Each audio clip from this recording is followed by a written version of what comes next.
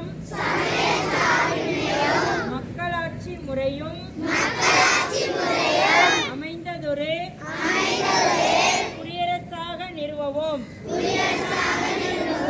அதன் குடிமக்கள் அனைவரும் சமுதாய பொருளியல்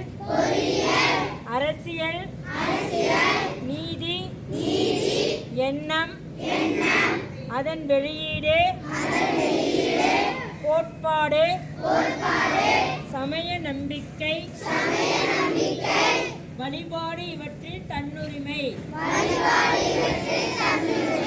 சமுதாய படிநிலை வாய்ப்பு நலம் இவற்றில் சமன்மை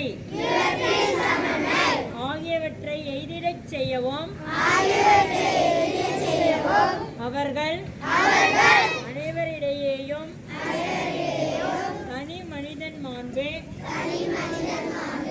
நாட்டு மக்களின் ஒற்றுமை ஒருமைப்பாடு இவற்றை உறுதிப்படுத்தும் உடன் பிறப்புரிமையினை வளர்க்கவும் உள்ளார்ந்த உறுதியுடையராய் நம்முடைய அரசமைப்பு பேரவையில் 1949 நவம்பர் 26ஆம் நாளாகிய இன்று நீங்கிதனால் இந்த அரசமைப்பினை இயற்றி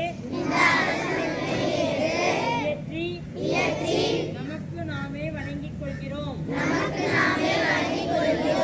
ஆரம்பிச்சு 75 ஆண்டுகள் இன்றையோட 75 ஆண்டுகள் நிறைவுறதுனால முக்கியமாக 2 தலைப்பில் கொடுத்துருக்காங்க.